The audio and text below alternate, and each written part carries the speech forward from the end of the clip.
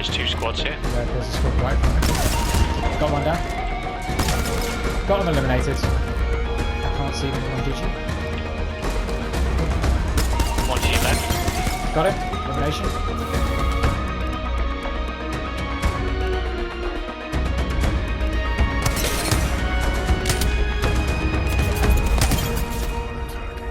Hi there everyone, I'm the guy with no game attack, and today I wanted to talk about Apex Legends, and more specifically the weapon hop-ups in the game.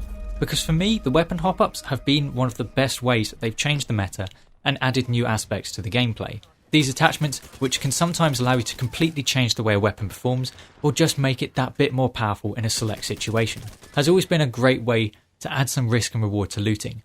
If you want to get that amazing hop-up, maybe you want that skull piercer for your wingman, you may well have to risk your life trying to get it out of a death box. And that's one of the things that's always made this game interesting and somewhat unique from other battle royales.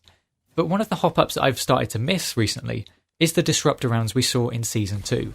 Now this was a hop-up available on the Alternator and RE-45 light weapons, and it allowed you to drop shields quicker. And when it was in the game, it was one of the single most desirable attachments in the entire game.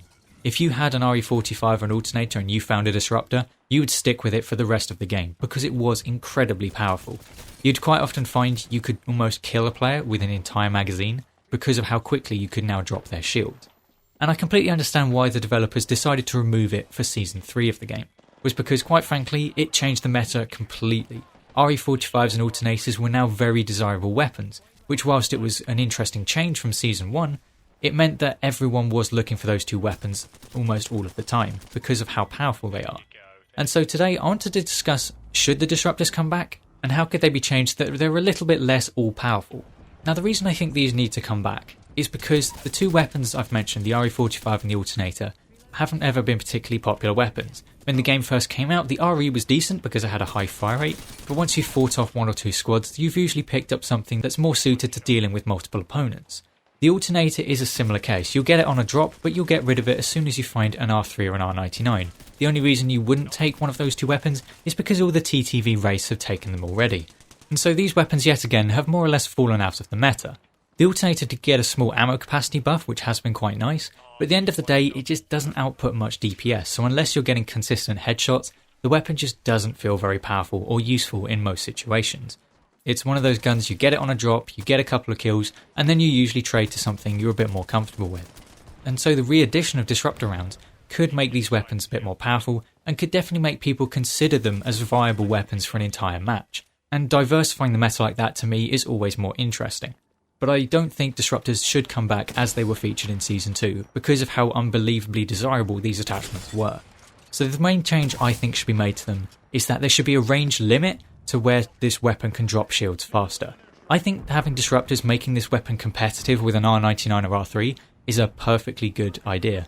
But this weapon shouldn't be able to drop shields faster at longer ranges than an R301. The R301's an assault rifle, the Alternator is an SMG. So I think there should be a damage fall off or perhaps a cut off, so it will drop shields to a certain range and not beyond that range. Or perhaps it could even have a linear or quadratic range fall off, just to make sure that the weapon's range isn't unnecessarily extended by this hop-up. I think the RE should have a much shorter range than the Alternator because at the end of the day, the Alternator is supposed to be more of a primary weapon, whereas the RE was always supposed to be a secondary pistol. Also, with the higher fire rate of the RE-45, it meant that it was actually better in some situations than the Alternator. It's always had pretty manageable recoil, and so it's not considerably more difficult to control than the Alternator. And the reason that I think this might make these hop-ups a bit more balanced is because of the Alternator's accuracy. Especially in professional play, it was used constantly because it's so accurate, and when you pair that with being able to drop shields very quickly, it meant that it was an absolute god gun for professional players. So I think by adding this range fall off, it means the weapons aren't changed from their original design. They still have their original set ranges, but it means that within that range, they're now a powerful weapon and they are a force to be reckoned with. They should definitely be competitive with R99s for certain. But if having the hop-up still would make these weapons too powerful, they could go down the route they have with the Sentinel, where you can use 2 shield cells to charge the weapon with Disruptor Rounds. This then makes it a bit of a trade-off. You can carry the Alternator and you can add Disruptor Rounds to it, but you do have to reduce your healing capacity by using up these shield cells. That could be another way they could experiment with it, and it is definitely an interesting mechanic on the Sentinel, which unfortunately isn't a weapon that gets much play either.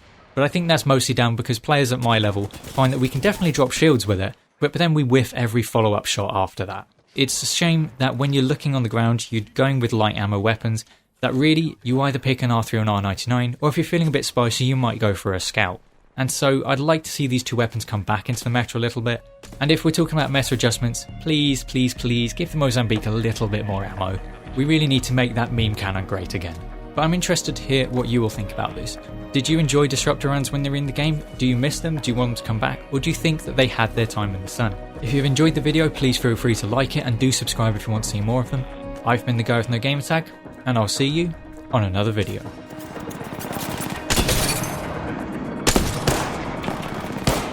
I'm coming.